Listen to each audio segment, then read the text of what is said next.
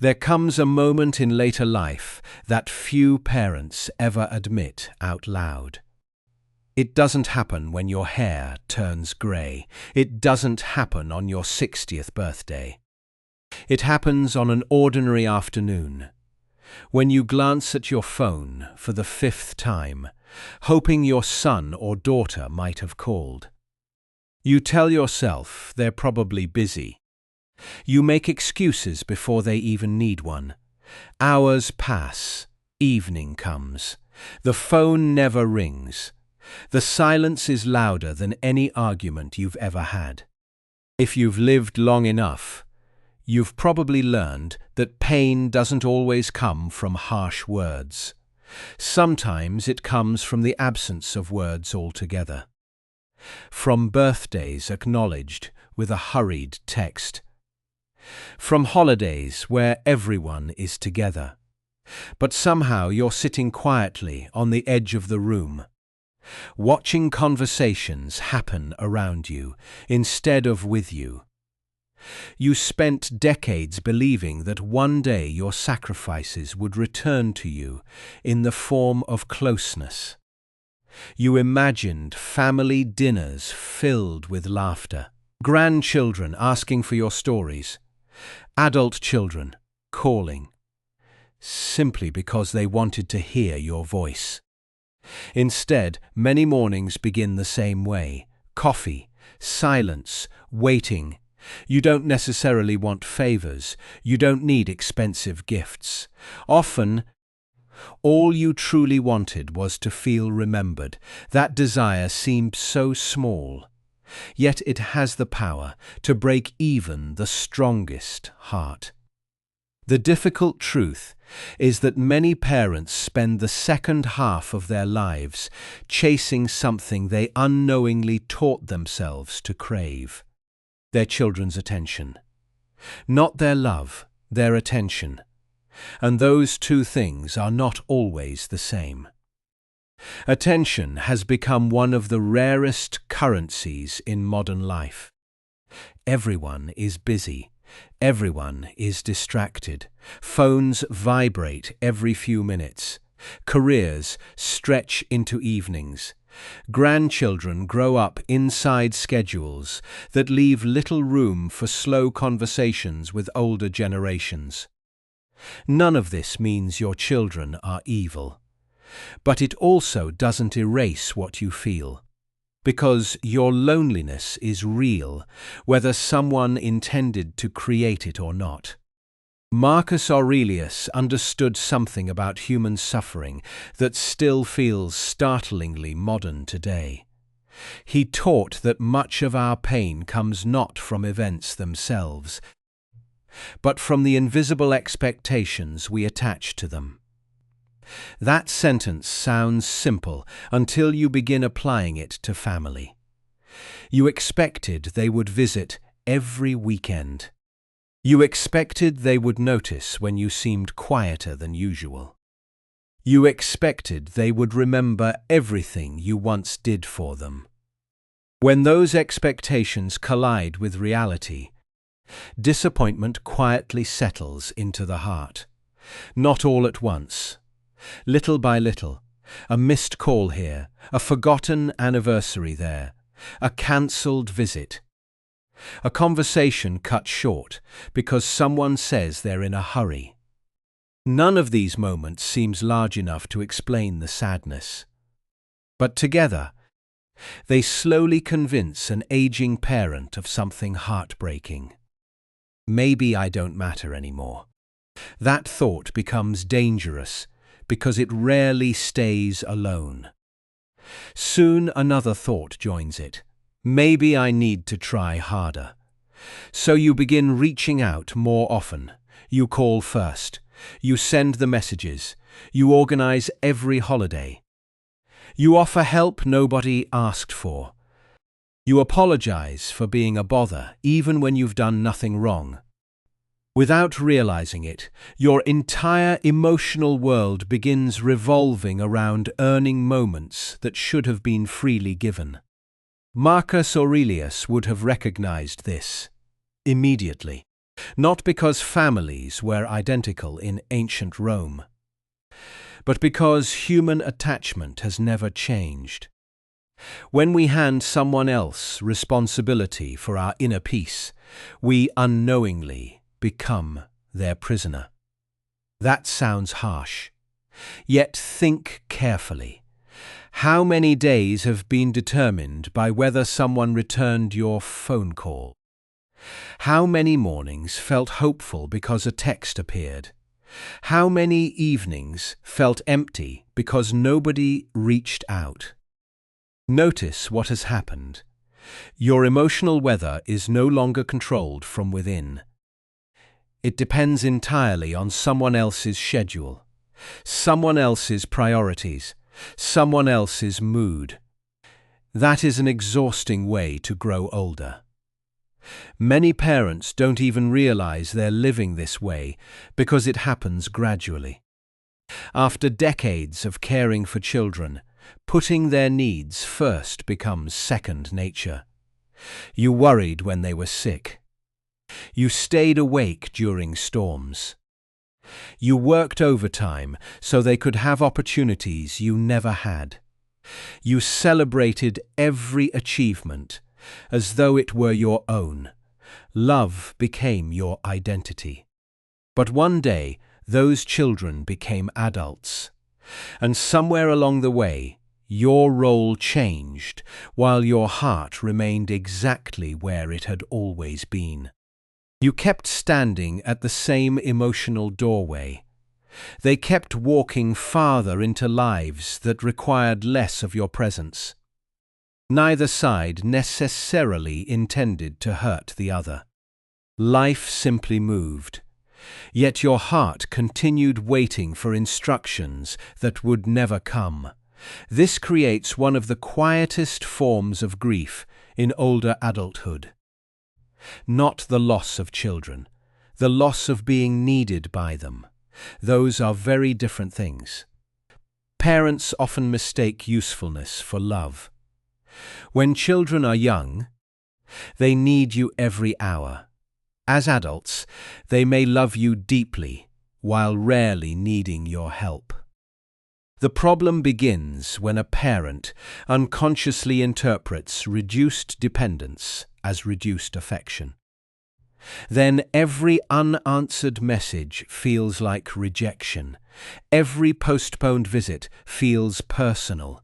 Every busy week feels like proof that you've been forgotten. Marcus Aurelius might gently ask a difficult question. Who told you your worth depended on being constantly needed? Certainly not nature, certainly not wisdom, perhaps only habit. Habits built over 40 years are powerful, especially the habit of placing everyone else before yourself. Many older people carry another hidden burden they almost never discuss. Guilt. They feel guilty for wanting more attention, guilty for feeling lonely, guilty for admitting disappointment. So, instead of expressing honest sadness, they smile politely and say everything is fine. Inside, however, another story unfolds. You begin wondering whether you failed as a parent. The mind becomes an endless courtroom where every memory turns into evidence against yourself. Marcus Aurelius warned against this endless self-torment. The past cannot be retried forever. No verdict will suddenly create peace. Even perfect parents eventually discover that children become independent human beings with their own fears, responsibilities, blind spots, and emotional limitations. Your child is not simply your child anymore. They are someone's spouse, someone's employee, someone's parent, someone struggling with bills, health concerns, deadlines, exhaustion, and worries you may never fully see. Understanding this does not erase your loneliness, but it changes the story you tell yourself. Perhaps they are not forgetting you as much as they are struggling to keep up with a world that never stops demanding more from them. There remains one truth many parents avoid because it hurts too much. Sometimes adult children simply stop investing emotionally. Sometimes they become comfortable receiving love without giving much back. Sometimes years pass before they realize what they've neglected, and sometimes they never realize it at all. This is where many people over 60 reach a crossroads. One path leads toward constant pursuit, trying harder, calling more, giving more, waiting longer, explaining yourself again and again. The other path feels frightening because it asks something completely different. Not withdrawal, not bitterness, not punishment, but release. Marcus Aurelius believed that dignity begins the moment we stop trying to force what lies outside our control. That lesson becomes especially powerful inside families because love cannot be demanded. Attention cannot be chased forever. Respect cannot be begged into existence. The more desperately we pursue these things, the farther peace seems to drift away. And perhaps the deepest tragedy is not that your children became busy. It is that somewhere along the way you forgot that your own life still belonged to you. This is how a simple moment becomes a wound. Marcus Aurelius taught that the mind colors every experience. The event arrives, but judgment gives it emotional force. This does not mean your pain is imaginary. It means your pain has two layers. The first layer is what happened. The second is what you tell yourself it means. The first layer may be true. They did not call. They did rush the conversation. They did forget the date. But the second layer is often where suffering multiplies. You tell yourself you have been replaced. You tell yourself all your sacrifices meant nothing. You tell yourself that growing older has made you invisible. And because those conclusions hurt so deeply, you try even harder to prove them wrong. You call again. You offer money. You volunteer to solve problems they have not asked you to solve. You say yes when you want to say no. You make yourself available at any hour because part of you believes that constant usefulness will secure your place in their heart. This is the mistake that keeps many parents trapped. You begin to trade dignity for access. You do not call it that, of course. You call it love. You call it helping. You call it being there for family. And sometimes that is exactly what it is. But sometimes helping is only fear wearing a respectable name. You are afraid that if you stop giving, they will stop coming. You are afraid that if you stop initiating, the relationship will disappear. You are afraid that if you stop making yourself useful, they will discover they can live without you. That fear can make a strong person behave in ways they never imagined. It can make you apologize for having needs. It can make you accept disrespect because you are grateful for any contact at all. It can make you sit silently through a rushed visit, pretending not to notice that the person across from you has looked at their phone 12 times.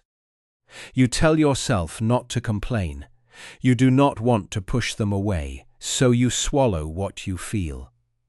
But swallowed pain does not disappear.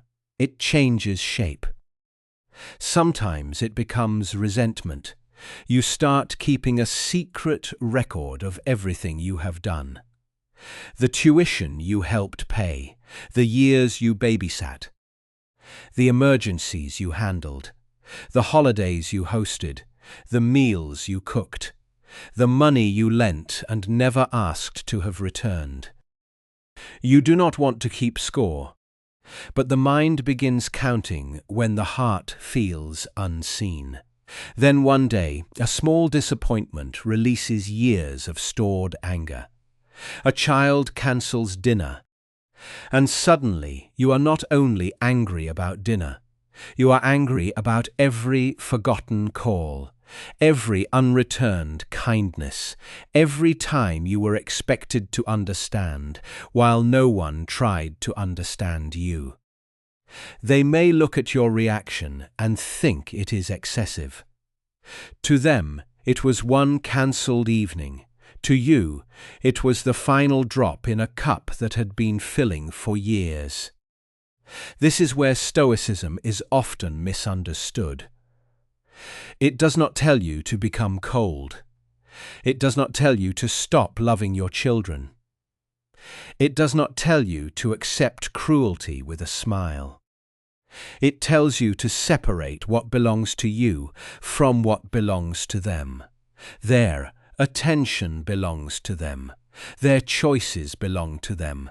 Their priorities belong to them. Your dignity belongs to you.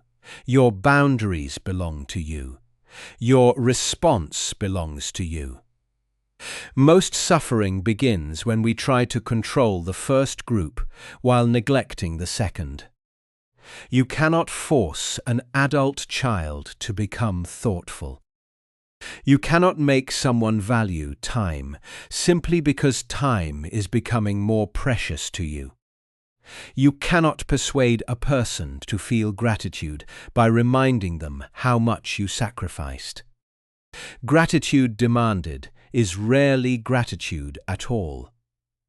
But you can stop organizing your entire emotional life around their behavior.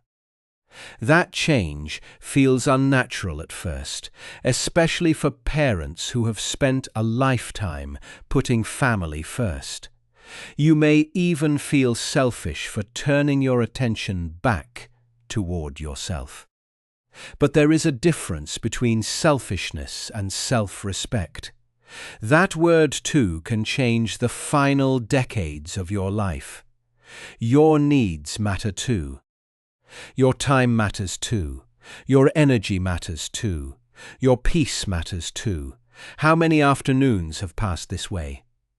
A book left unread, a walk not taken, a friend not called, a quiet pleasure postponed in case someone else decided to give you a little time.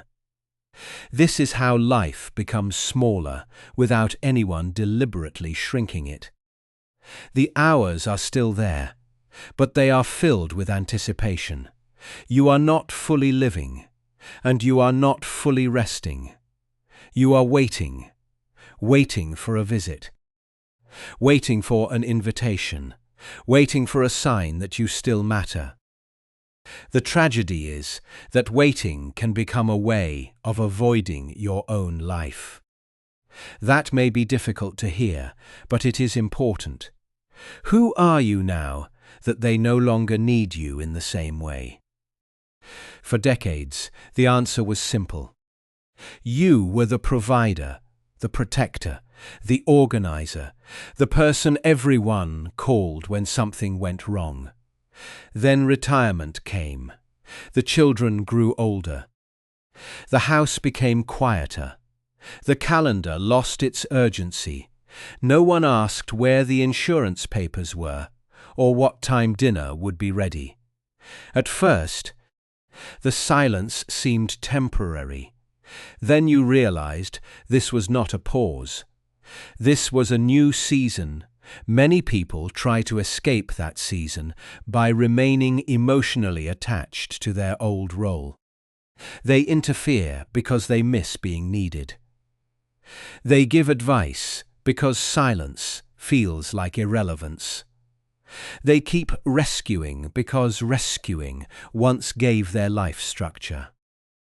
But adult children often experience this differently. What feels like care to you may feel like pressure to them. What feels like wisdom to you may feel like criticism to them. What feels like an attempt to stay connected may feel like an attempt to stay in control. This does not mean your intentions are wrong. It means love must change its shape as people grow. Sometimes the most loving thing you can do is allow them to live with the consequences of their choices. And sometimes the most loving thing you can do for yourself is refuse to be dragged into every crisis they create. There are adult children who rarely call until they need money. They do not ask how you are feeling. They do not know the name of your doctor. They do not notice how tired you sound. But when the car breaks down or rent is late, suddenly your phone rings. You answer because you are a parent. You help because you care. Then the crisis passes, and so does their attention. The silence returns. This cycle can continue for years, because each time you help, you hope the help will become a bridge to closeness. But often it becomes only a transaction. They receive the solution.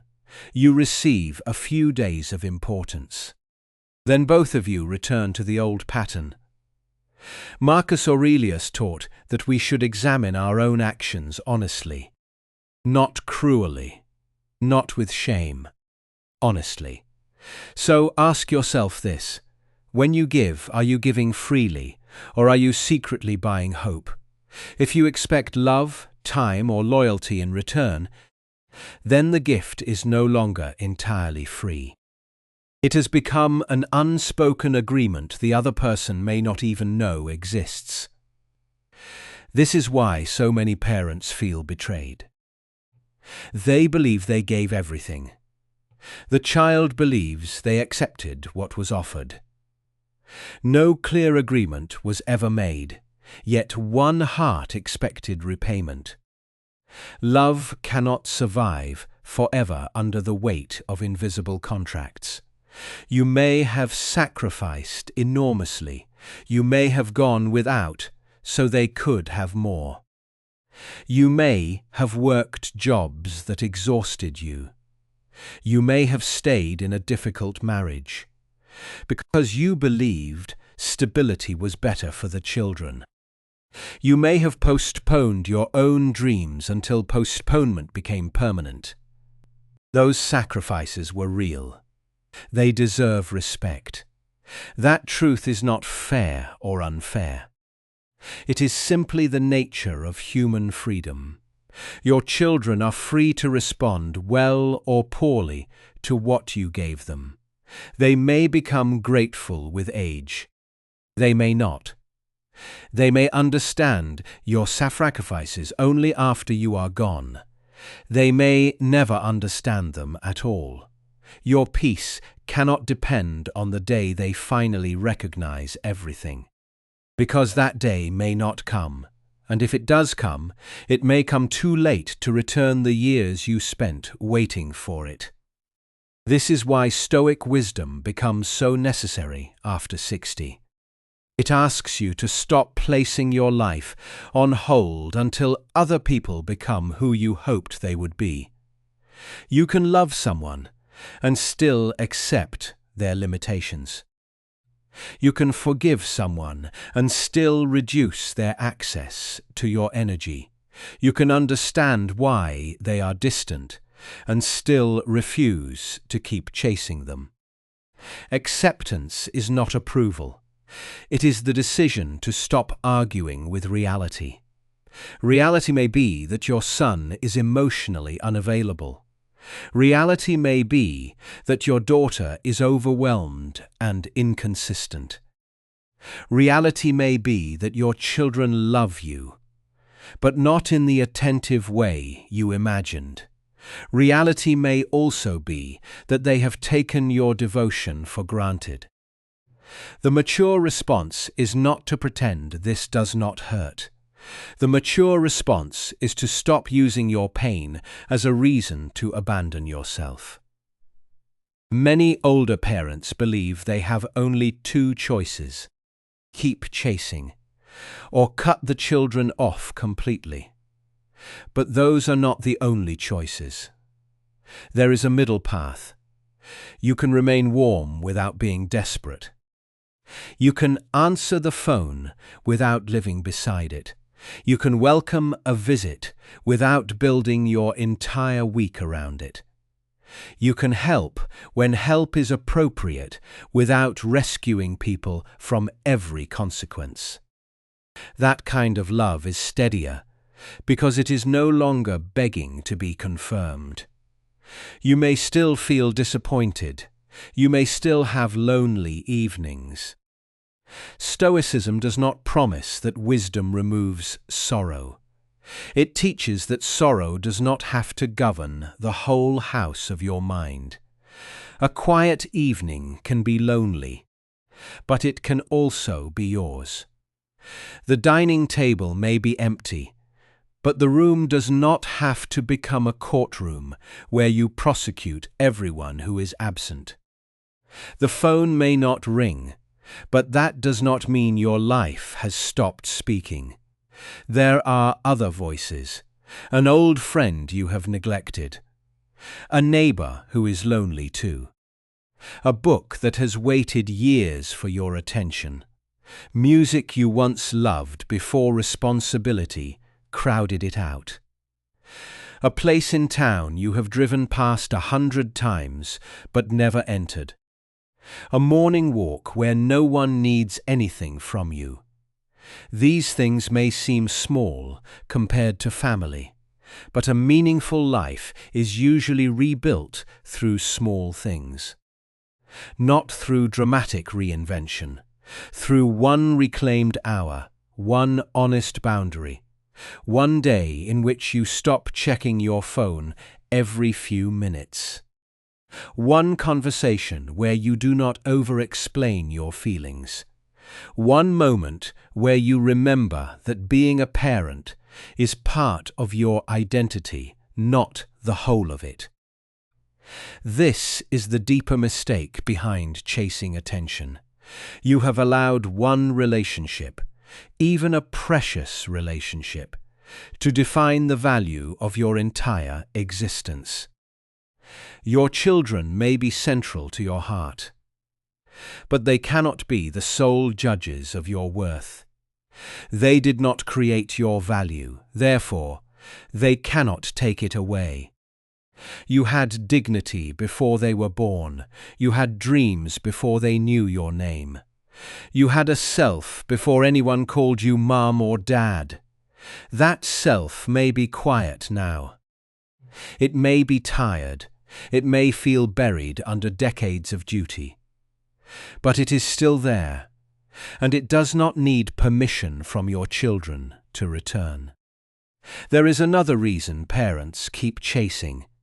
They fear time. After 60, every year carries a different weight. You know there may not be endless opportunities to repair what has become distant. You feel the clock in a way younger people do not. A missed holiday no longer feels like just one missed holiday. It feels like one fewer chance. So you reach harder. You become more urgent. You try to force closeness before it is too late. But urgency often creates pressure, and pressure can create even more distance. The child senses that every conversation carries emotional demand. Every visit becomes a test. Every delay becomes a source of guilt. They begin to avoid contact, not because they do not care, but because contact has become heavy. This is a painful pattern. The more you fear losing them, the tighter you hold. The tighter you hold, the more they pull away. The more they pull away, the more convinced you become that you must try harder. Someone has to break the cycle, and because you cannot control them, that someone must be you. Not because the situation is your fault, but because your response is the only part within your authority. Marcus Aurelius believed freedom begins with this realization. You are not powerless simply because you cannot control another person. You become powerful when you stop wasting yourself on what cannot be commanded. But your next action can be chosen. You can decide not to send the third message. You can decide not to rearrange your day around a vague promise. You can decide not to lend money that threatens your own security.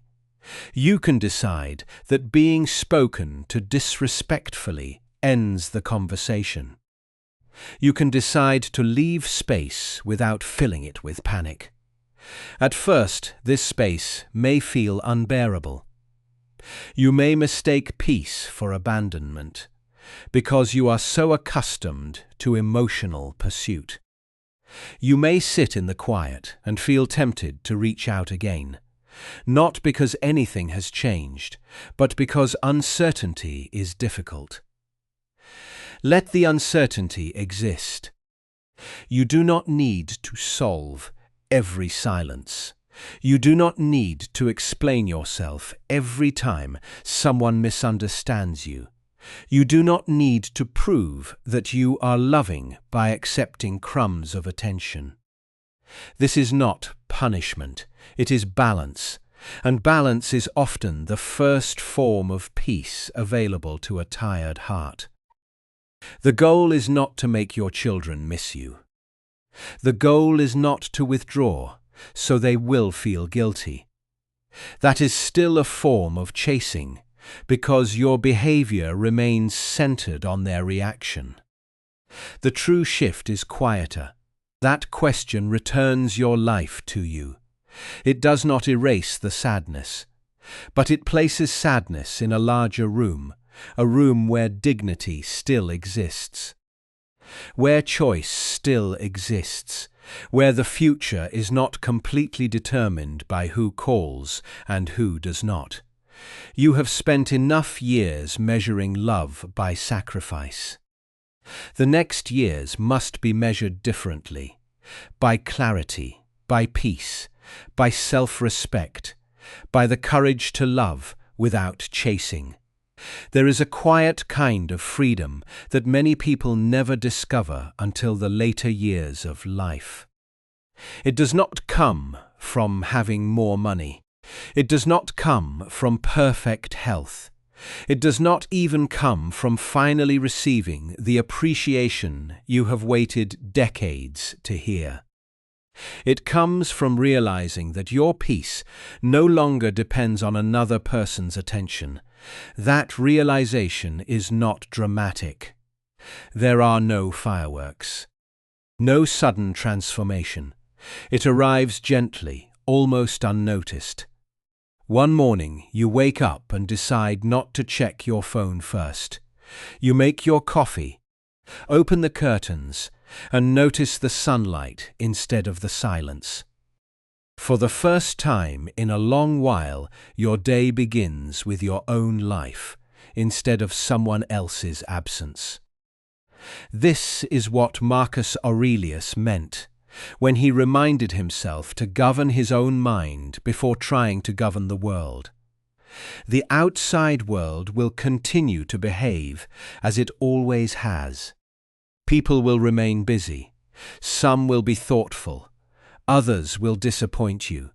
Some promises will be kept. Others will quietly disappear.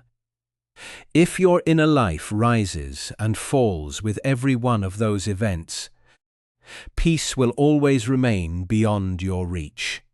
But if your peace is rooted in your own character, then even disappointment loses much of its power.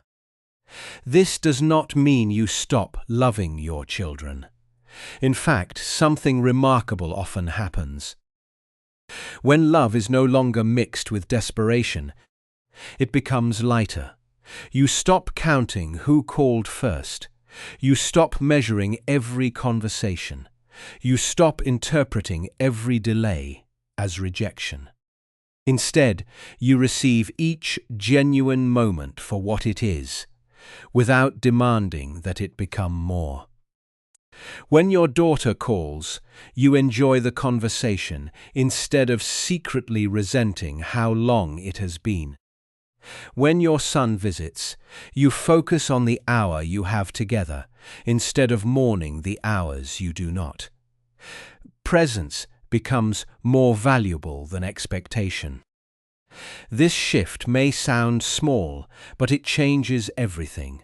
Many parents unknowingly spend every visit grieving the next goodbye. The child is sitting right there, yet the parent is already thinking, "I wonder when I'll see them again." Fear steals the very moments it is trying to protect. Marcus Aurelius would remind us that the present moment is the only place life is actually happening.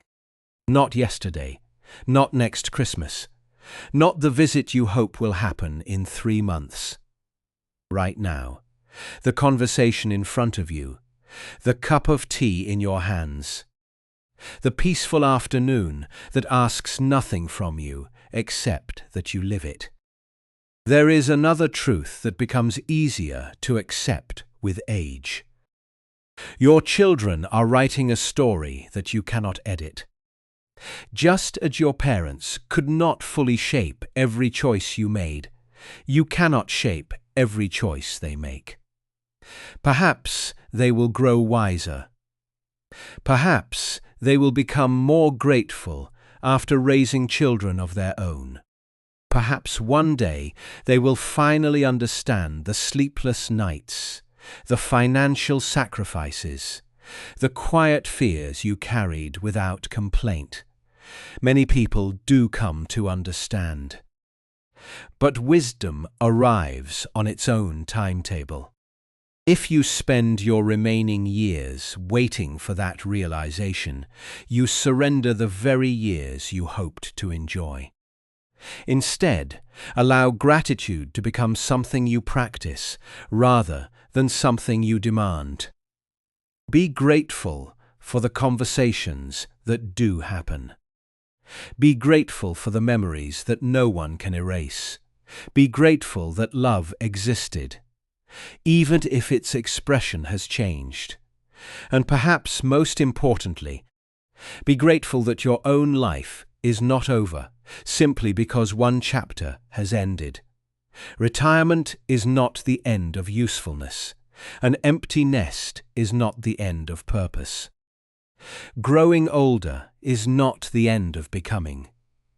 Too many people believe that after their children no longer need them, nothing meaningful remains. Marcus Aurelius would disagree completely. He believed every stage of life carries its own duty. When you were young, your duty may have been to build. When your children were small, your duty was to protect. Now your duty is different. Now your duty is to become an example of peaceful aging. Not perfect aging, peaceful aging. There is an enormous difference. Perfect aging pretends never to feel lonely. Peaceful aging acknowledges loneliness without allowing it to define every day. Perfect aging hides every tear. Peaceful aging allows tears, then continues living with quiet courage. Perfect aging expects nothing from anyone. Peaceful aging appreciates kindness wherever it appears, while remaining emotionally steady when it does not. Imagine what your grandchildren might remember years from now. Will they remember someone constantly complaining that nobody visited often enough?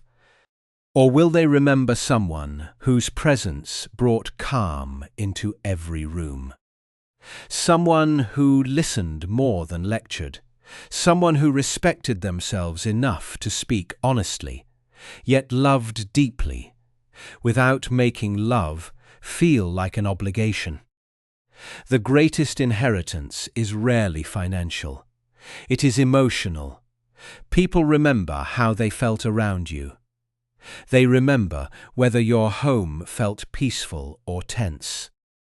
They remember whether conversations brought comfort or guilt. This is why your own healing matters, not only for yourself, but for everyone who still walks through your door. Healing also requires boundaries. Many people misunderstand boundaries because they imagine walls. Healthy boundaries are not walls. They are doors with locks. The door can still open. Visitors are still welcome. Love still enters. Respect simply becomes the key. If an adult child speaks to you with contempt, you can calmly end the conversation. If every visit revolves around demands for money, you can lovingly say no. If someone repeatedly ignores your time, you can stop rearranging your entire schedule around uncertain promises.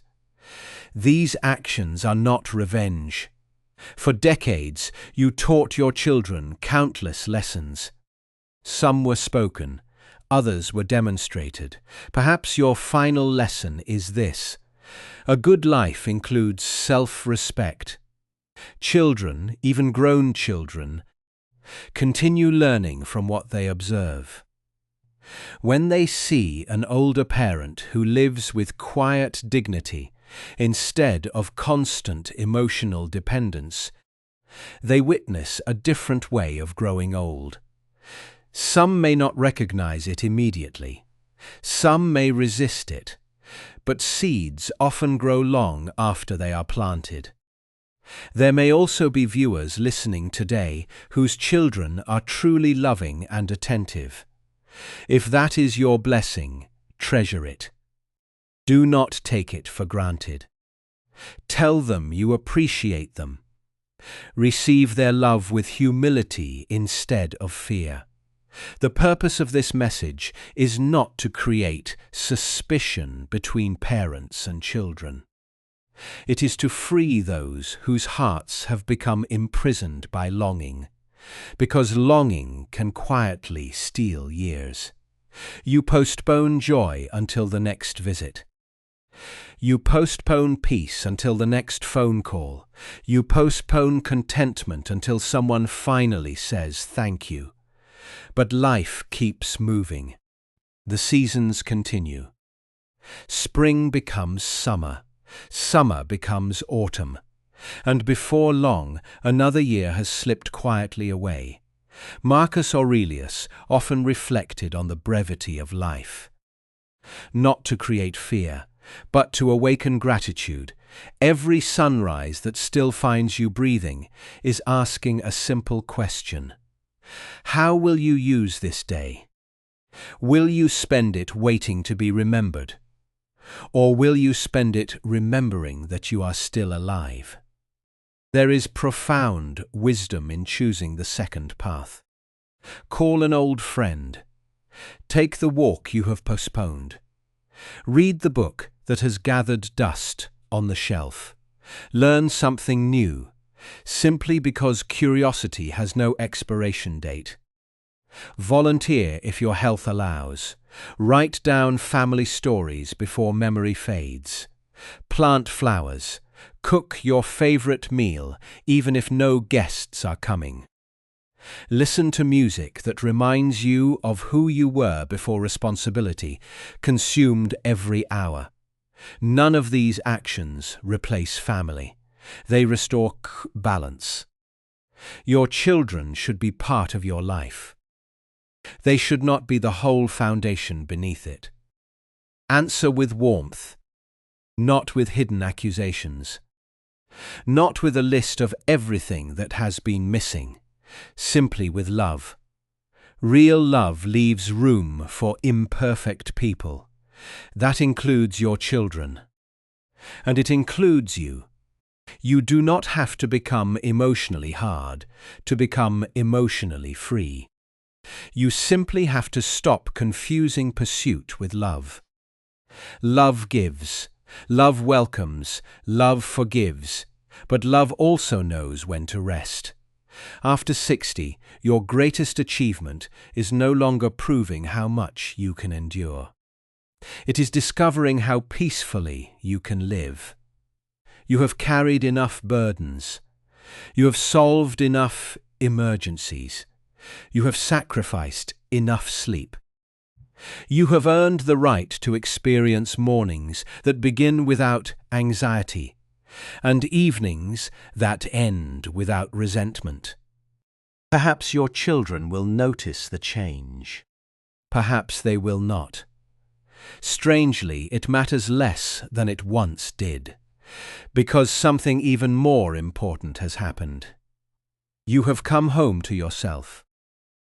That is the home no one can take away. That is the peace Marcus Aurelius tried to protect every day of his life, not a peace created by perfect circumstances. A peace created by an undivided mind. If these reflections have spoken to a place in your heart that words rarely reach, consider subscribing to this channel. Each conversation here is meant to offer quiet wisdom, steady perspective, and gentle strength for the later chapters of life. And if someone you love is struggling with the silent weight of growing older, share this message with them. Sometimes the greatest gift we can offer another person is the reminder that they are not alone. As you leave today, remember this one final thought you spent many years teaching your children how to live. Now, through your own quiet example, teach them something even rarer. Teach them how to grow old with dignity, with compassion, and with a peace that no silence can ever steal.